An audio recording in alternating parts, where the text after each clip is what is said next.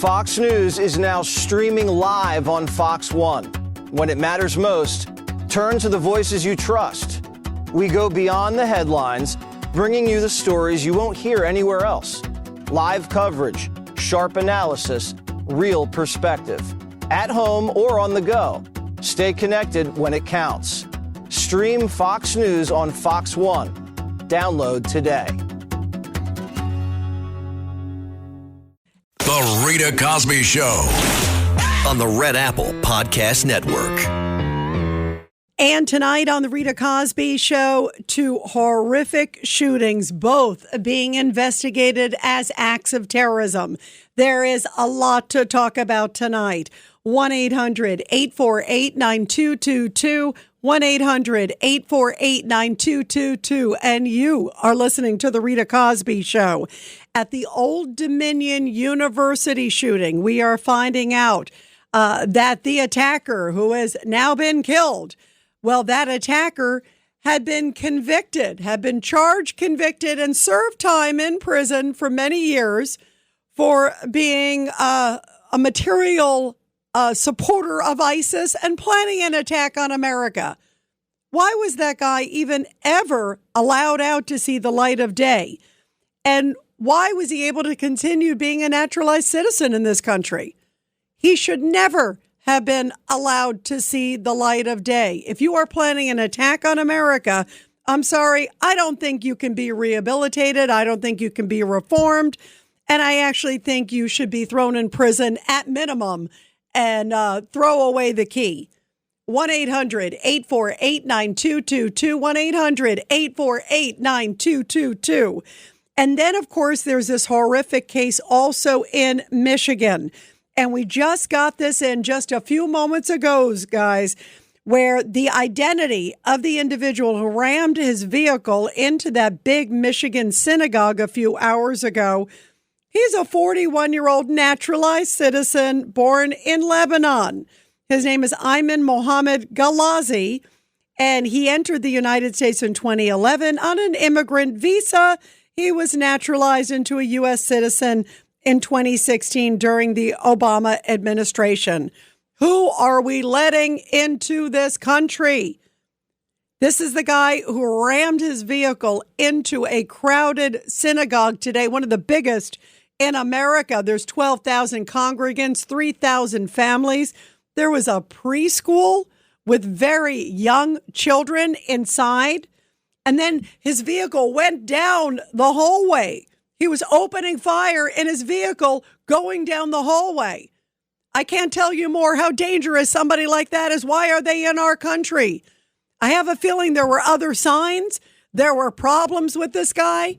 Where's his family? Where are people who weren't calling in and reporting his behavior? I am outraged tonight, and every American should be.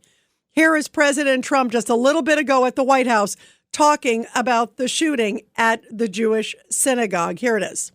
And before we begin, I want to send our love to the Michigan Jewish community and all of the people in Detroit area following the attack on the Jewish synagogue early today. And I've been fully briefed, and it's a terrible thing, but it goes on. We're going to be right down to the bottom of it. It's absolutely incredible that things like this happen. Absolutely horrific.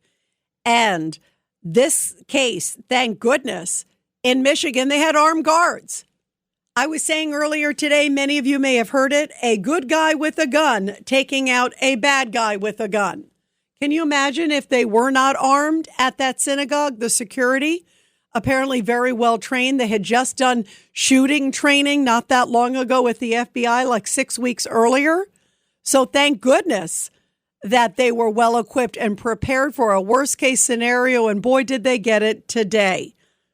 Amazingly, though, the only thing that happened was one of the guards apparently has a broken tibia, obviously very sad, but that person is expected to make a full recovery.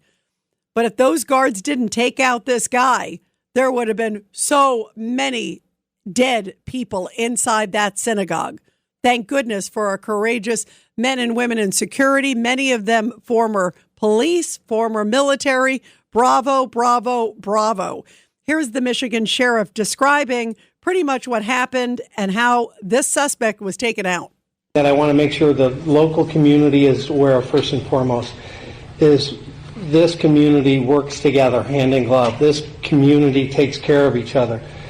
And we have been communicating regularly. I have been texting the chief, not just in West Bloomfield, but every place that's got significant houses of worship, Jewish facilities, synagogues, temples, you name it, over the past 2 weeks. Obviously, what happens around the world sometimes affects us, so we have to think about it and be prepared for it. So we've been talking. I texted actually the head of security from the temple 2 days ago and communicated some information to him. So the first thing the community should know is that we, not just today, work together. We work together all the time, our state, our federal, and local partners. Number one. Number two, we train. In our world, preparation is important. We hope and pray it never happens, but that's not a strategy. Preparation is. So all of us have been training together for many years for active shooters or active assailants, mass casualty events, and tragically we've had way more than our share. So that is ongoing and is in place. The third thing is important to note, no children and no staff were hurt. So we know there's evil in the world, and we know they only have to get it right once, and sometimes they do. They may not come on anybody's radar and they show up, but what happens when they show up, that's where training and preparation kicks in.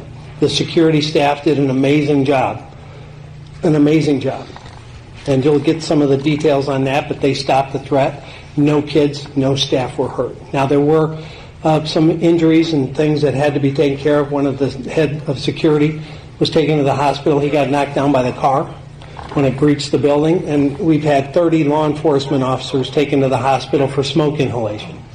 So a lot of our folks from my SWAT team and other agencies are still in treatment because that building became engulfed when the car, and we'll learn all of that through the investigation, why it became engulfed in flames, what was the ignition source, and I think the ATF is taking the origin of that source and origin of the fire. But in any event, what it did, it caused terrible, terrible smoke in that part of the building. And so when all of our people collectively went in that building to search out the threat, to remove innocent, a lot of them took in significant amount of smoke inhalation, and they're at the hospital being treated. So I also know you're going to have a lot of questions. A lot of those questions can't be answered at this point because it's super preliminary in the investigation. And more details are coming in. By the way, also tonight on the show, we will pay tribute to my friend and many people, especially in the New York area, or if you visited New York, guys, as so many people do. He has been a part of our life, Ernie Anastos, my dear friend, my colleague at 77 WABC, and one of the great broadcasters and great human beings out there. Ernie had 30 Emmy awards and nominations. What an extraordinary career he had, working for the local Fox 5, also WABC Television, WCBS, and WWOR. He has had a storied career. Proud Greek American and just a proud American. One of the most beautiful, great souls out there. Passed away today suddenly at the age of 82. And I sadly had to break the news earlier today when I was here on Katz and Cosby. He's been a great friend of so many of us at 77 WABC. Great friend of mine, and I just adored Ernie. So we're going to be honoring his great, incredible life today, too, as well. 1-800-848-9222, 1-800-848-9222. Let's go to Robert in Brooklyn real quick. Robert, line 4. Go ahead, Robert. Hi, Rita. Thanks for taking my call. Well, in the case of the Michigan synagogue, Bill Malugin, he pointed out that the person was 41 years old. He was born in 1985. His name is, you mentioned, Ayman Mohammed Ghazili, Lebanese national. He came into the country May 10th of 2011, and in 2016 he was naturalized. That was a case where you had the car the vehicle rammed into the synagogue, which, by the way, not too long ago in the 770 Chabad headquarters, you had a vehicle that was rammed in. So, and now the other case you had in the Old Dominion University. In Old Dominion University, you had a person who was killed. It's a very big shame. Bill Malugin retweeted that Lieutenant Colonel Brandon Shaw, the victim, professor of military science and the leader of the university's ROTC program, veteran of Operation Iraqi Freedom, Operation Enduring Freedom, Atlantic Resolve. He included 2 Bronze Stars, big, very great officer. By the way, and Robert, hold on one sec, because I am so glad you're spotlighting him. You're right. He was an instructor and just an amazing, you look at the storied history of this guy. He had 2 Bronze Stars. He had Meritorious Service Medal, Army Commendation Medal, and he was the victim. He was the one who died, sadly, in that horrible attack. And it was other classmates in that class that actually took down the guy. The guy is a veteran. He's a military veteran. But how did that guy ever get out? And I guess my question to you is, why do you think he went into that classroom, and why do you think he attacked this guy? Do you think it was something personal, or do you think he just wanted to get back at the military for some particular reason? Well, I don't know the details, and as you just pointed out, the information is just coming out, okay? But in both cases, I'm sorry if this sounds prejudiced, but in both cases, you had one guy's middle name was Muhammad, and in the other case, his first name was Muhammad, okay? Now, we have a situation with immigration. Now, I don't want to be stereotyped as a Jewish person. I don't want to stereotype the Islamic community. You have many great Muslims, but you also have a significant number of the population who are violent, it's ridiculous. Now, when Bill Malugin, he initially, when it was tweets like 3 hours ago, he pointed out what happened. Bill Malugin said, quote, U.S. law makes it difficult to denaturalize a U.S. citizen unless they committed some sort of fraud during the naturalization process, unquote. Within about an hour or less than an hour, Senator Eric Schmidt said that he has a bill for that. It's called the Scam Act, and we should go, meaning Scam Act would be to try to denaturalize these people. Now, there's a big problem. It's a big problem.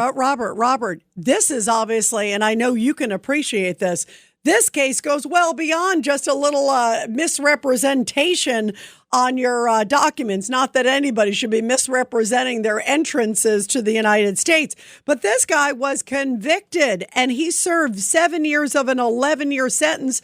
And guess what? He got out for good behavior. I mean, I can't be more crystal clear that if there's anybody who shouldn't be naturalized, who should be kicked out of the country at that point, it's this guy. I mean, so let me ask you, what do you personally think? We just have a little bit of time left, but Robert, what needs to be done? And clearly we are not vetting these people that are coming into our country and they're taking advantage of our good graces. And people don't just get radicalized overnight.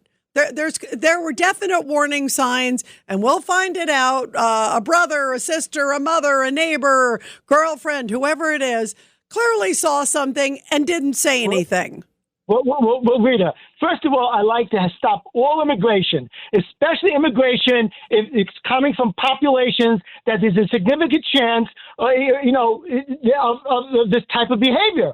People who do something like this, they have to get out of here or put in jail forever and ever or get the electric chair. This is not acceptable. Now, you mentioned, I just have to point out a couple of things you mentioned on Catherine Cosby.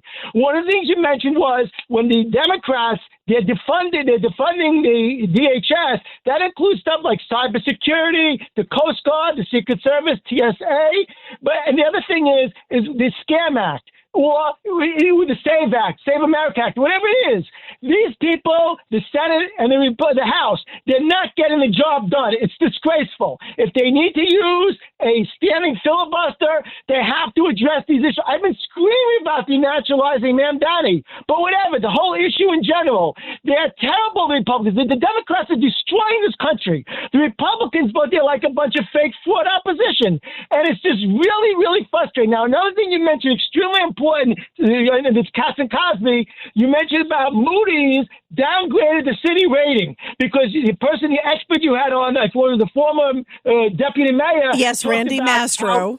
He talked about that this man, Donnie, exaggerated the expenses and he's underestimated the amount of income. Either he's a totally incompetent who caused the rating Moody's to downgrade the city, or Mastro said he's trying to force the state to raise taxes. It's outrageous that Moody's. This guy here, Mamdani, do not underestimate him. The fact that he's not running around. And Robert, you hitting it on the head. One of the other things, by the way, and I'm so glad you brought this up, one of the other things was Randy Mastro said that he's trying to shove these socialist programs down New York City's throat. And he's trying to figure out any which way but loose to make it happen. And shell games, if you will. Look over here, look over here, look over here. And later on in the show, we'll also talk a little bit more about his dinner with the pro-Palestinian protester, pro-Hamas protester, Mahmoud Khalil, which a lot of people still find incredibly distasteful. Robert, thank you. You always have passion. I love it. 1-800-848-9222. We'll continue after the break, everybody. The Rita Cosby Show on the Red Apple Podcast Network. This episode is brought to you by Cologuard. If you recorded songs off the radio for a mixtape, it might be time to screen for colon cancer. The Cologuard test is non-invasive, requires no special prep or time off, and you start screening right from your home. It's just 3 simple steps: set up, sample, and ship. If you're 45 or older and at average risk, ask your doctor about the Cologuard test. Available by prescription only. Learn more or request a prescription at Cologuard.com/podcast. Baseball is back, and the first pitch is on Netflix. The New York Yankees, led by 7-time All-Star Aaron Judge, head to the San Francisco Bay to take on Rafael Devers' San Francisco Giants. This season kicks off with one exclusive opening night game. Watch MLB Opening Night, the New York Yankees versus the San Francisco Giants, live on Netflix. Wednesday, March 25th at 8 p.m. Eastern, 5 p.m. Pacific.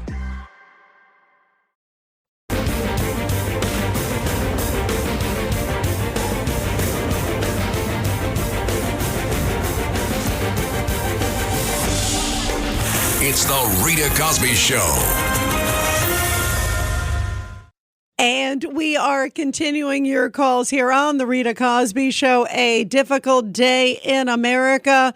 More attacks on the homeland. And it looks like both of these attacks, the one in Virginia and the one in Michigan, both are being investigated as acts of terrorism. And let's go to Danny in Long Island on line 2. Go ahead, Danny. Your thoughts tonight. Hi, Rita. My thoughts tonight, besides being very sad for the loss of that Army ROTC director, and proud of the bravery shown by the cadets who managed to not only tackle the guy, but they stabbed him to death, which is what they should have done when confronted with the man with the gun. So it's just, and then you had the incident at a synagogue. And as I was telling the screener, I used to do security work up until about a year ago. At synagogues in the North Shore of Long Island. Oh, you did? Hey, Danny, do me a favor. We're going to a quick break because we have a hard break here. I definitely want to hear your thoughts with your experience of protecting these synagogues and what needs to be done. If you don't mind, stick with us. We got a hard break, and then we'll come back with you in just a few minutes. Stay on the line. Much more after the break, guys.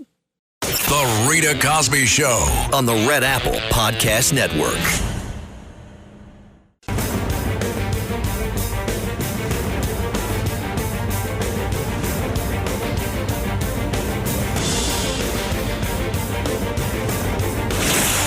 Rita Cosby is on.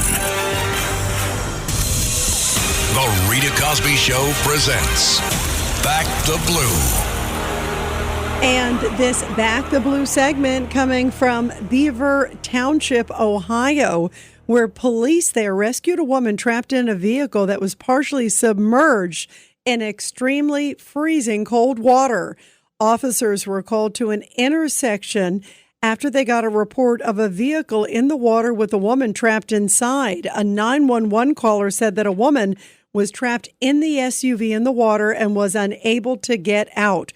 So when police arrived there, the vehicle was submerged up to the back doors and the trunk was open. What a scary situation. Given, though, that the trunk was open and was accessible, an officer was able to gain access by crawling inside the vehicle through the back. Police say that almost 3/4 of the woman's body was submerged and that after multiple attempts, the officers were finally able to get her out. Upon rescuing her, she told police that she had been in the water, for at least 2.5 hours, freezing cold water. She told police she was on her way to work at the time of the incident.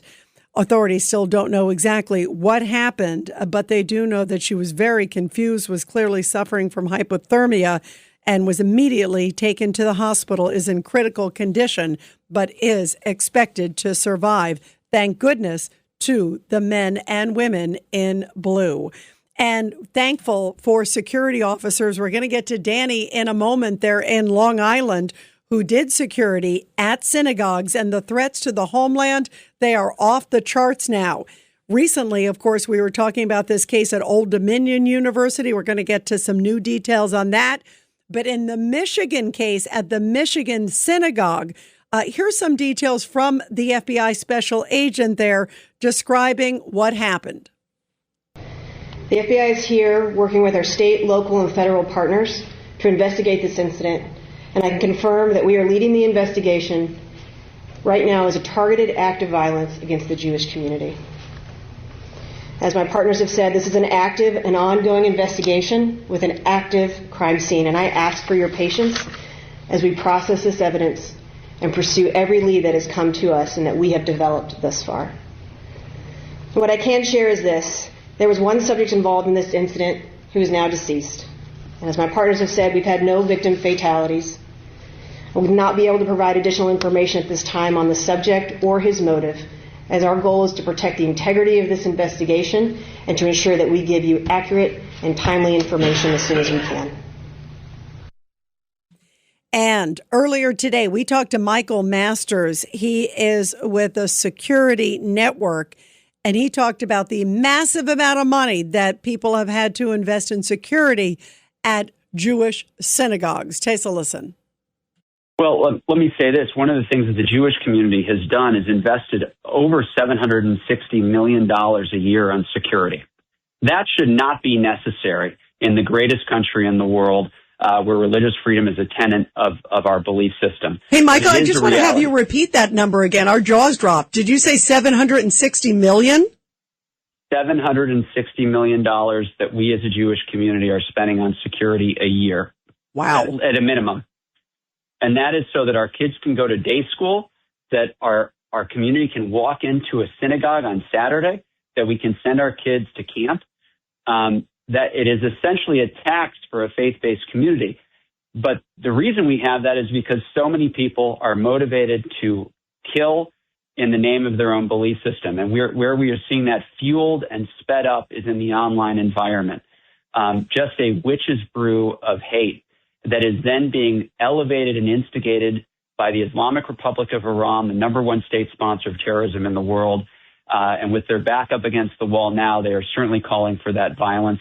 And we heard just last week 2 fatwas from 2 ayatollahs saying, take the fight to their houses, their homes, when their houses refers to our homes and our houses as Americans and as a Jewish community. And let's go back to Danny in Long Island. And Danny, thanks for your patience. Right before, you were saying you worked for a company that does security for synagogues. Tell us about that. Well, it was funny because we would just do social events that were held at the synagogues, bar mitzvahs, sweet 16s, just to keep the teenagers in line. It really wasn't a heavy law enforcement presence.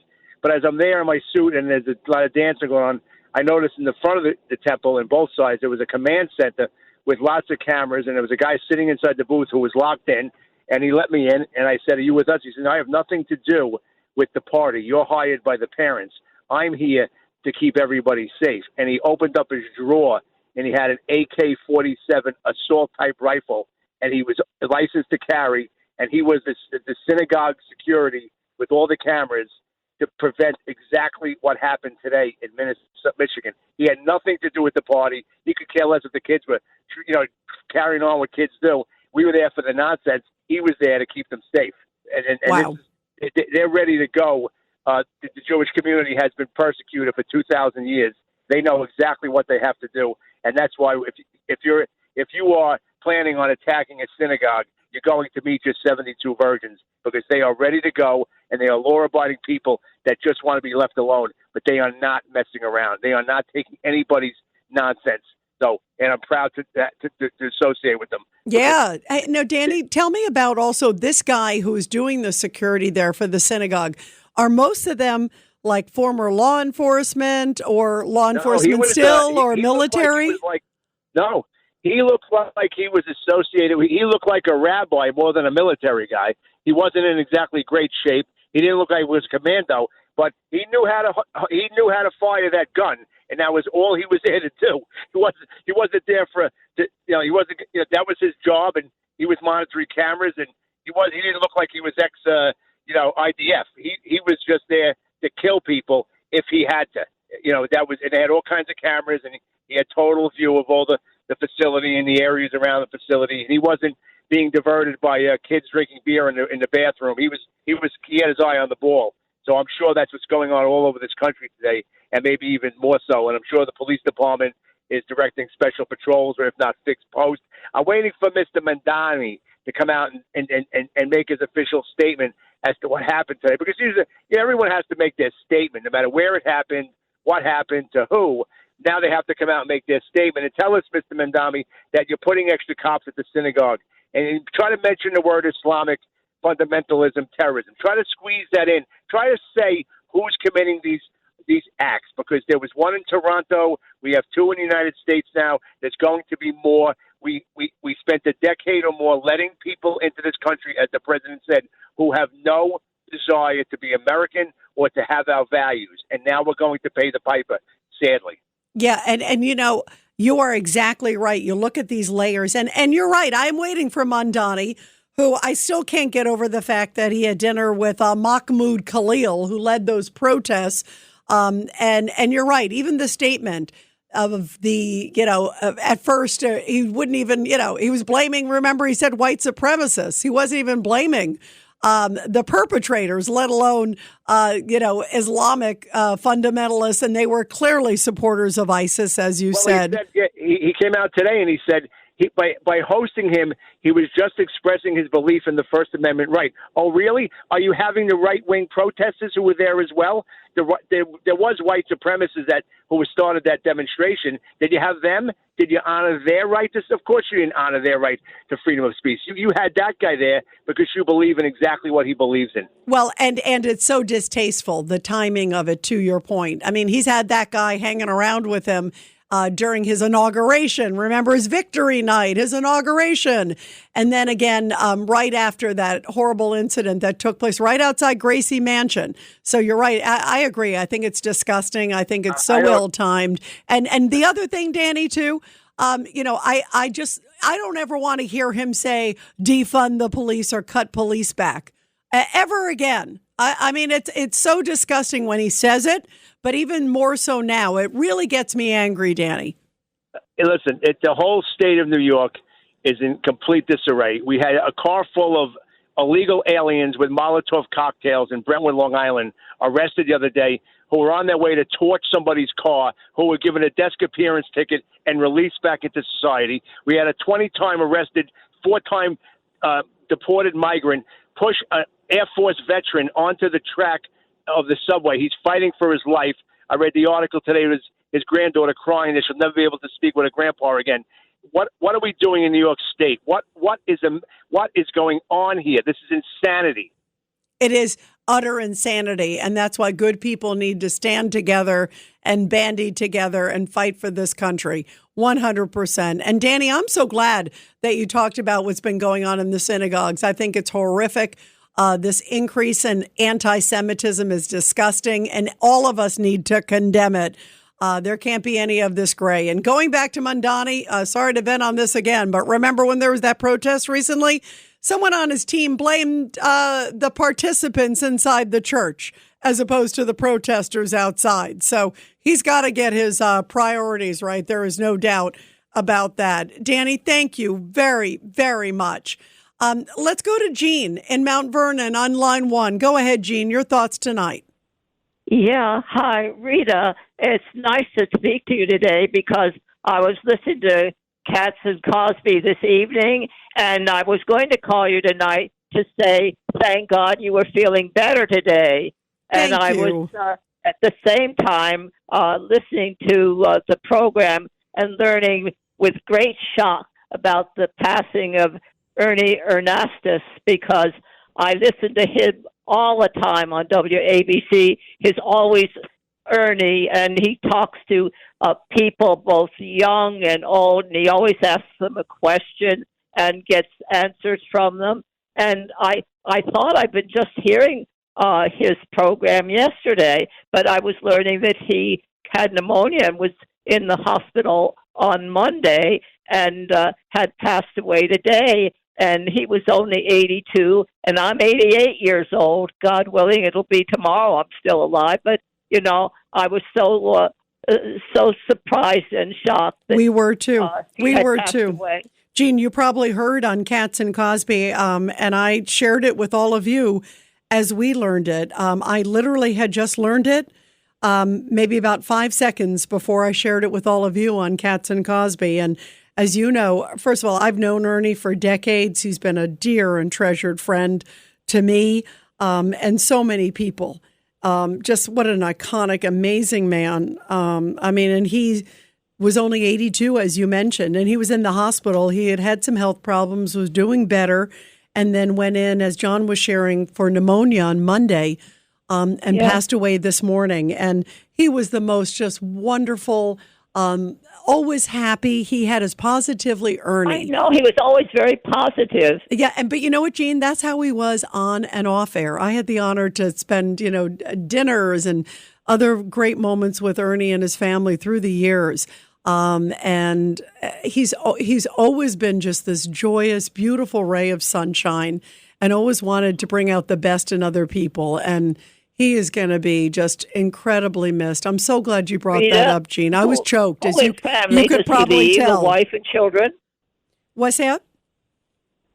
Who does Ernie leave? A wife and children? Yes, he has a wife and children, very close, by the way. The whole family's like a beautiful, tight-knit family. He leaves behind, I think, I would say, generations of broadcasters. I mean, I can't tell you, there are so many people that said, oh, I got into broadcasting because Ernie inspired me, or Ernie made me feel better, or Ernie, so he leaves behind just legions and legions of broadcasters and legions of friends. And I'm treasured to be able to call Ernie a dear friend. And I'm still in shock. I really am shocked. I'm sure you are, as we are. I hope you can share my wishes with his family, that I'm wishing God's blessing on them as well as him. I will. Thank you. And also, Jean, as you mentioned, we did a little tribute to Ernie. We're still in shock, as he was such a great, special, incredible, just wonderful human being. And we did a little tribute to him. And I'm going to play that right now before we go to the break.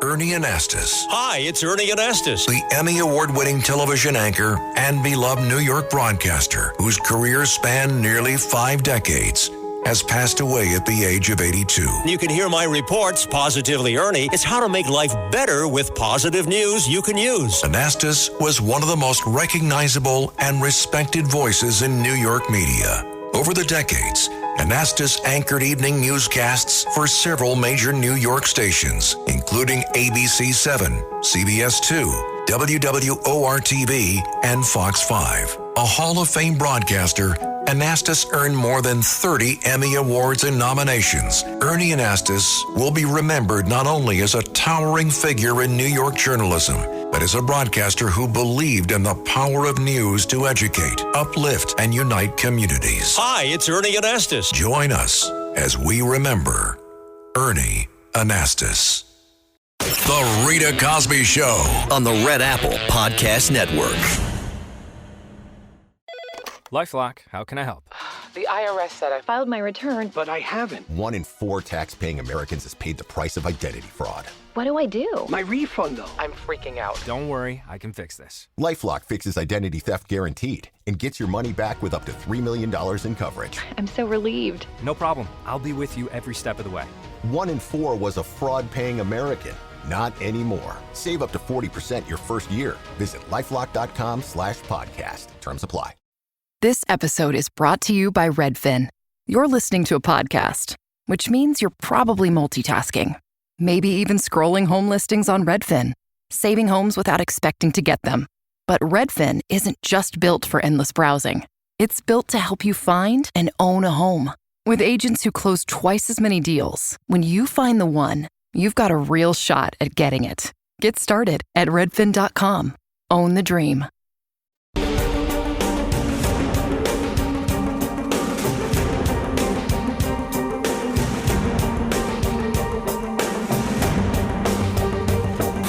This is the Rita Cosby Show.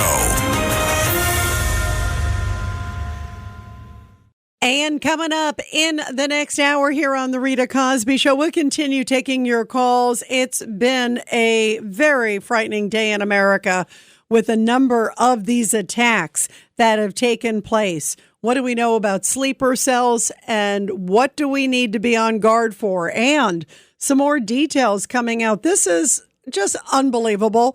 We told you the details of what happened there at Old Dominion University in Norfolk. Well, the Norfolk Commonwealth attorney, I'm going to play a clip from him when we get back, blames guns, doesn't blame the crazy guy who actually served time for his ties to ISIS, the one who actually killed people on Old Dominion campus. Nope, he goes right to gun control. This is just inconceivable. Outrageous and inconceivable. We're going to play that after the break. 1-800-848-9222. 1-800-848-9222. Let's go to Liz in Florida on line 2. Go ahead, Liz. Hi, Rita. I'm glad you're feeling better. You were missed yesterday. Oh, thank you. I missed you guys, too, so much. Thank you, Liz. So I went to Jewish schools all my life, and I don't remember seeing any security guards. But today, every Jewish school, they have security guards. My granddaughter's school has 20 guards, and each one armed, surrounding that school with double gates. And Jewish hatred doesn't surprise me. It's escalating and becoming the norm because of people like Mamdani and his wife and what's happening in Iran. And I really think it's time to gather all these haters, these illegals, these terrorists, those that hate America and freedom and everything that we believe in, to be deported. We need to clean up this mess. And it won't end until until we do something severe. It's like when you have a child and the child's not reprimanded, they'll continue to do the same thing over and over until the parent punishes their child. In the Jewish world, Rita, every child is precious. I mean, that's American values. Every child is precious. But these fanatics, they use their children as a weapon. And it's very interesting. I don't know if there are any security guards like we have at Jewish schools and synagogues at any mosques. Yeah, I don't know either. And it would be interesting to know if there are. But there is a pattern, sadly, that we're seeing. There's clearly this Islamic radicalization, Islamist radicalization. There's no doubt about it. I mean, you look at the pattern here. I'm just talking about 2 cases, both of them naturalized citizens. That's the other thing, too. It's like you come to this country, you should be appreciating the values. I would love to know where they got some of their values from. And Liz, the fact that in this Old Dominion case, that the person actually spent time for being convicted for providing material support to ISIS and gets out for good behavior. I mean, first of all, who would ever let this individual out? He never should have been. I think if you have had ties to ISIS and it's proven any sort of major terrorist act, I'm sorry. I think it should be automatic life in prison. That's minimum.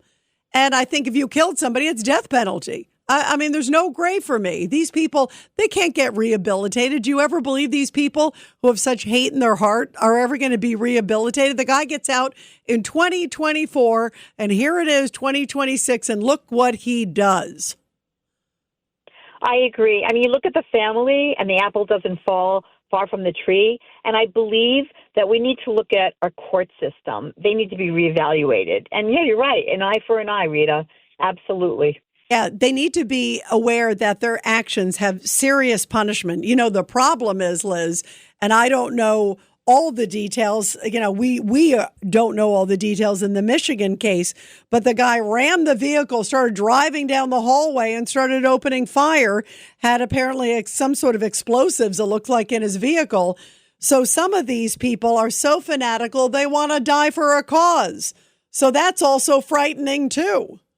Thanks for listening to The Rita Cosby Show. You can hear The Rita Cosby Show weeknights at 10 on 77 WABC. If you like the podcast, share it with your friends and listen anytime at WABCRadio.com and download the WABC Radio app. Hit that subscribe button on all major podcast platforms. Plus, follow WABC on social on Instagram, TikTok, Facebook, and X. See you next time for a new episode so you never have to wonder. What the heck is going on here?